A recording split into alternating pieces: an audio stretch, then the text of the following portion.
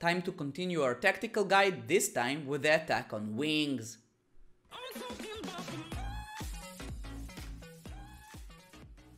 Hey guys, it's Uncle Mish. First of all, I want to thank everyone. We have reached 1000 subs on YouTube and that's pretty cool. So hopefully I'll continue to make content that you enjoy and the community will continue to grow. So about the tactic, this time about the attack on wings. At the beginning I thought it was pretty straightforward and not a lot of things to do about it. But after I dug in and did the research, I found out a lot of interesting things and points that we should know. A lot of interesting and untraditional ways to generate strong wing attack. Now I want to give you a few examples of which formations are best as using attack on wings and against what. So don't always be furious about the match engine, or maybe do. High tactical attack level will not guarantee you goals. The attack on wing tactics. From the manual, it's a tactic that will allow you to convert some of the center attacks to the sides on the expense of your center defense. It's a great tactic to maximize strong side attack. It will allow you to convert some of your center chances to the sides. Let's say you have a very weak center attack and you want to convert as much chances to the sides. It will convert between 20% to 40% of your chances depending on your tactical level. Let's just take in mind that in a normal game, out of your normal chances, about 35% will go to the center attack and 25% will go to each side, with 15 being set pieces to penalties, direct and indirect free kicks. While once you choose this tactic, you cannot undo it, so the negative effect of the lowered center defense will remain throughout the whole game. And the tactical level is decided by the sum of the passing of all your outfielded players. That means forwards, wingers, inner midfielders, center defenders and wing backs. And as much as your tactical level is higher, you should get more conversions, but just take in mind, so it's dependent on the rating levels and skill levels of you and your opponent. If you're playing in higher divisions with higher players and higher ratings, you'll need higher tactical level to get more conversions. And here you could see an example. How does it look? You have this icon at the beginning of the game. Once you chose the attack on wing tactics, it will say that you are using a tactic with a certain skill. Here it's 26, divine plus 6. And if you are getting a conversion, it will state so in the match report. So in the first minute here, I got an attack to the center, it was converted to the side, and hopefully you will score it. Let's move forward. Okay, so choosing this tactic, pretty straightforward. You are doing this in the match lineup before the game, and you are going to your tactics and choosing the attack on wing tactic. Check that when you choose it, you will see the negative effect of the lowered center defense. The best formations for using the attack on wing tactics. If you're using this, you should get strong wing attack. It's pretty straightforward, and hopefully you'll have strong midfield as well, because you want to get as much chances as possible, so some of them will get converted to the sides. And for me, it's the 4-5-1, 4-4-2, 3-5-2, 3-4-3, and the Norwegian 2-5-3. My favorite formations for this are either the Norwegian, if you want to crush his defense and win midfield, or the 4-4-2, the very well balanced if you need to remain with strong defense as well, apart from having strong attack, if you are winning midfield either way. So the contributions to the wing, here is the things that I found out, and some of this could be very interesting. So what will contribute to getting strong wing attack? First and foremost is the wing skill of your winger. Secondly, it will be the wing skill of your wing back. Third, it will be the scoring of your forward. And then, pretty interesting, the passing of the inner midfielder closer to the wing. If you are trying to generate the wing attack, the left wing attack, so the inner midfielder that playing not in the center but in the left side will contribute with his passing skill quite nicely to the wing attacks. Then it will be the passing of the forward, and and the passing of the inner midfielders, and so on. So here is the total table of contributions to wing attacks, and I will leave you a link to this so you could explore it. It's from the skill contribution, the overall skill contribution of the game, and I have marked the most interesting things and some things to notice. So in green you have the contributions of the skills. You could see here it's both for the left side and right side, but let's say here you could see the right winger. If you are playing an offensive right winger, he will contribute 100% of his wing skill to the wing attack. If you are playing with a normal winger, it will contribute 86% of his wing skill, which is still pretty nice. And basically, if you're playing a winger towards the middle, if you want to generate a lot of center attack, it will still contribute 74% of his wing, and that's pretty high. Higher than when you are playing your winger defensively, it will only contribute 69% of the skill. What else is very interesting? A very interesting thing is to notice that the inner midfielder that's playing near the side that you want to generate attack on, if you are playing here with him offensively, he will contribute 36% of his passing to the wing attacks. This means if you have a very high passing inner midfielder, you should place him near the side that you want to increase and not in the center or the other side, and he will help you tremendously to increase your wing attack.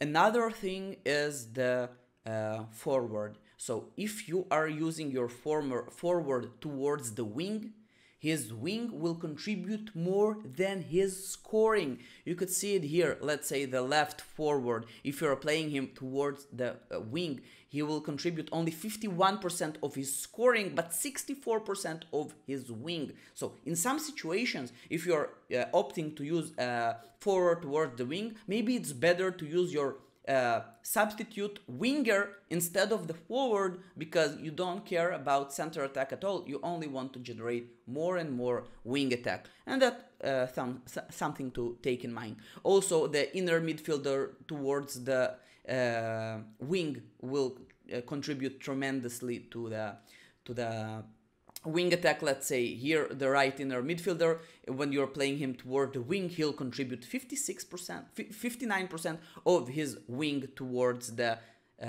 wing attack. So maybe your substitute winger could play as inner midfielder towards the wing to generate more ratings. So just take a look of this table. A lot of interesting things. You could just play with your lineup simulator to get the feel of this.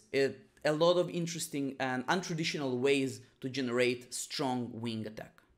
Now I want to give you a few examples of which formations are best as using attack on wings and against what. So we were speaking about this at the best formations for attack on the wings. Now let's talk about this more thoroughly. So the 2-5-3 formation.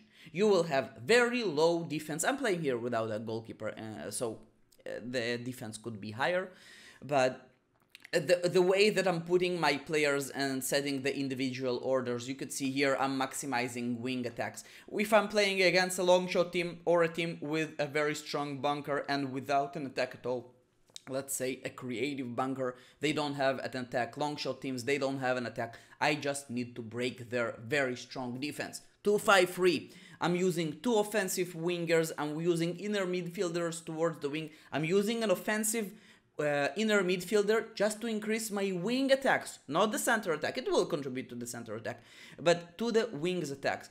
Offensive wing backs and forwards towards the wings. It's pretty cool. If you still have a technical defensive forward, it will contribute very highly to your wing attacks. I could show you this even. I wanted to mention it before. So the technical defensive forward will contribute 41% of his passing to the wing attacks. If you want to play attack on the wings and you still have a technical defensive forward and your opponent will not man mark it, so it could be a very nice way to go. But even without that, 2-5-3 will generate a lot of attack on the wings, and you will hopefully control midfield as well. and against a long shot team it will help tremendously, and against a bunker team without a midfield you could play a pick if with a ping with a midfield just like against a long shot team. Next formation, very strong formation, one of my favorite formation is the 4-4-2. So let's say you are playing against a counter-attack team. A counter-attack team will have very strong defense and very nice offense. So I want to block their attack and score. Preferably, or thinking that a counter-attack team will have no midfield at all. Let's say you are winning midfield altogether. So in this formation, I'm using two offensive wingers, inner midfielders towards the wing, forwards towards the wing, using center defenders towards the wing, but my wing backs are normal because I don't want to neglect too much of my defense against a counter-attack team. So I'm generating very nice wing defense and pretty strong wing attack. If my center defense is not high enough and I'm suffering the effect, let's see, here using the tactic I have shown you, I'm losing 2 levels of center defense just because I'm using this attack on wing tactics, and the effect is permanent. No one is guaranteeing me conversions, but hopefully I'll get them. So maybe I could use one of my wing backs, one of my center defenders as a normal one and not as a center defender towards the wing. I will exchange some wing attacks to get more center defense. It's a balance, so just prepare the right way against your opponent. Next formation will be the 4-5-1. In this formation, my wing attacks is not that high, but I will use this formation if I'm playing against a counter-attack team without a massive defense, or I will play against a team that doesn't have a lot of defense altogether. Maybe they're like putting all their defense in the center, using a Norwegian formation with 2 center defenders, no wing backs.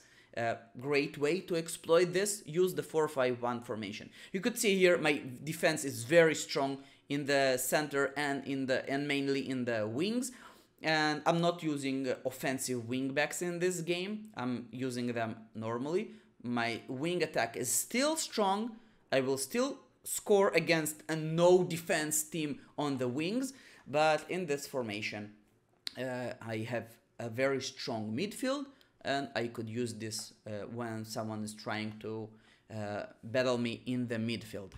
Next one will be the 3-4-3. This formation, I just want to show you how to generate one very strong attacking side.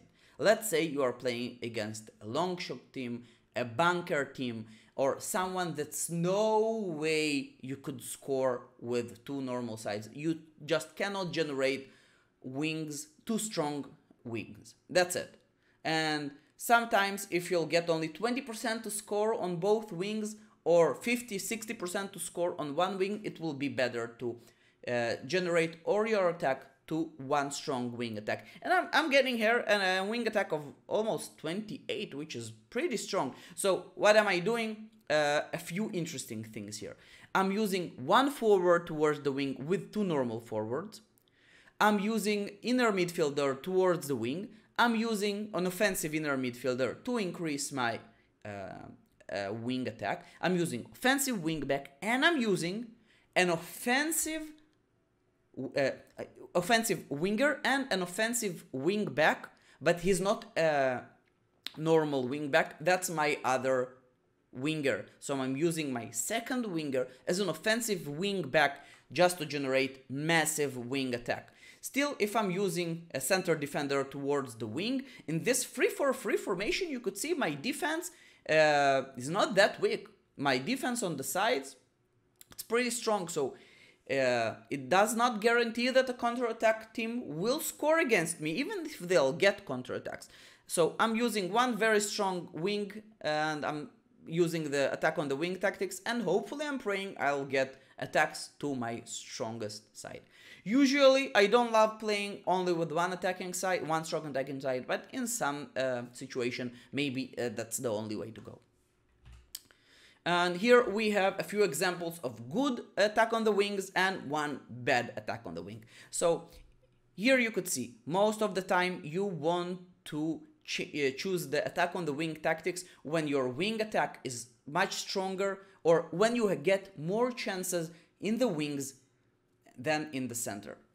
So here in the red, the team playing with slightly lower center defense than the sides, but the blue team, their center attack is very weak and their side attack is very strong, so they should play attack on the wings here. They are winning midfield, and even though one important thing to notice, their center defense is strong enough, even with the negative effect of the attack on the wing tactics. It will lower your center defense, but if you either win the center defense either way or you're losing it big time, it doesn't matter, choose this. Here it's a bad example to choose the attack on wing tactics, and here you see if the red team would choose the attack on the wing tactics, that would be a mistake. So yeah, the wing defense of the blue team is lower by 4 or 3 levels than their center defense, but the red team, they don't have enough wing attacks. Their main attack is in the center, so they should play attack on the center in this case. Now, next, let's talk about the pros and cons of attack on wings. So the pros being, you could smartly focus your attack. If you have very strong wing attack and very low center attack, it will allow you to get more chances and more percentages to score goals. It's a great weapon against very strong defense in the center teams. And a lot of ways to generate side attack, as I showed you previously. The cons, you are definitely losing some center defense. You could play with the match simulator, the lineup simulator. It's about 12-13% that you're losing permanently. It's hard to get conversions. A lot of posts in the forum saying, oh, the attack on the wing broken, and not in a good way. It's broken in a bad way. You are playing with very high tactical level and you are getting nothing. And another thing to notice, high tactical attack level will not guarantee you goals. Maybe you have a very high tactical level, but your attack on the wings is low, so don't expect to score. You'll maybe get conversions, but you will not score. So use this smartly. Okay, this is pretty much the pros and cons. Now some tips about how to play attack on the wing properly. First of all, make sure your attack-defense ratios on the sides are in your favor. And you cannot score from the center, because if you could score either from the center or from the wings, don't use this tactic. Make sure that you don't suffer too much from the negative effect of lowering your center defense. Either you win it with a negative effect, or your center defense is that low that it won't really matter. Preferably win midfield, because if you'll get most chances in the game, you will suffer less from your negative effect, and you get more chances to convert attacks from the center to the sides. Make use of smartly doing individual orders, as we said before: offensive wingback, forwards toward the wing, inner midfielder toward the wing, center defenders towards the wing. If you have a tactical assistant, you could use it to boost up your attack ratings, and you could basically do the coach trick in every tactic, and in this tactic it could work as well. It's very good against counter-attack and long shot teams. Just take in mind, you cannot train the tactical level. If you play a lot of attack on the wings, your tactical level will not increase. Only the passing skill of your outfield players will increase it. And sometimes even the best managers in Hattrick can doing it, obviously when they were young, but the most successful manager that I know in my country, who won 8 consecutive Premier Championship, when he was a noob, he was playing a tactic just to increase its level until he realized, oh, it doesn't do that. So that's the tips for attack on the wing, and some tips what to do against attack on the wings. So if you are facing a team that's playing smartly attack on the wings, they will have a lot of wing attacks. So focus your defense on the wing. If you could take midfield, it will be great, because you will just punch them in the stomach and they'll get less chances to convert, and you will get more advantage of their negative effect. make use of their weakened center defense, so you could focus your attacks in the wing. Then, one interesting thing that you could do, focus your defense in an asymmetrical manner. Let's say you're playing against a team who only plays attack on the wings, and they only have two strong attacking sides.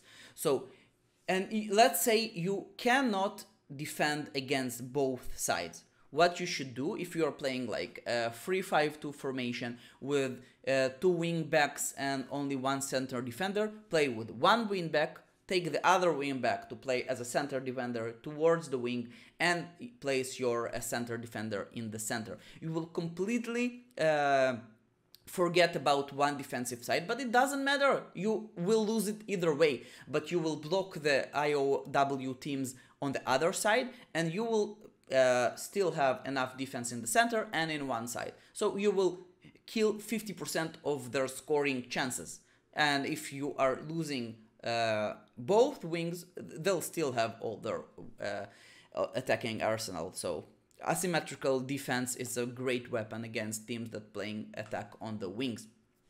You can man mark his forward or inner midfielder to lower his wing attack. Let's say he's playing with a forward towards the wing, or he's playing with only one attacking side with an offensive winger, just man mark him. And if you are playing for midfield control, man mark his inner midfielder and decrease his overall chances in the game. And smart use of individual orders, as I said before, center defender towards the wing, sometimes it will be defensive wing backs, just to generate enough wing defense. Then about the attack on the wing formula, it's stated on the forums that the formula for the tactical level of the attack on the wings is the sum of the passing of outfield players. This means center defenders, wing backs, wingers, inner midfielders, forwards, everyone passing all together, combined, divided by 5 and subtracted by 2. But when I just try to make sure this formula really works, it gave me different results in the calculations and in the lineup simulator. In the lineup simulator, I got higher tactical level when I was using 3 players with 15 passing. And even if I will add max sub level and homegrown loyalty and maximum loyalty, I will still be shy of 1.5 levels of tactical level. I don't know, I wrote on the forum, no one answered me if they encountered the same problem, but I would just use the formula in the lineup simulator because you see the actual tactical level that you are about to get. Another thing to remember is the amount of conversion that you could get will depend on the tactical level and go between 20% and 40%. But it doesn't mean that you always will get a lot of conversions, if any. So don't always be furious about the match engine, or maybe do. But just remember that I will use this tactic when I want to neglect the fact that the chance distribution will go to the extreme and give me too many attacks to the center when I don't need them. So I will play this tactic, and hopefully if I'm gonna get 8 chances to the center, I could convert a few of them. But if I have a game when I got 3 or 4 chances to the side without a tactic, and maybe 2 or 3 chances to the center, and neither of those got converted, that thing could happen. And to summarize, the attack on wing tactics is a great tactic to use at times in certain situations. Again, long shot teams, counter-attack teams, teams with very strong center defense and no side defense at all. So I would love you to share your best attack on the wing matches when it was really helpful and other matches when it did nothing to you. And do you have other insights about this tactic? What do you think about this? As always, hope you enjoyed this video. You could like, comment and subscribe to the channel, but most importantly, remember that Hattrick, it's more than a game, it's a community, and I'll definitely see you around on my next video.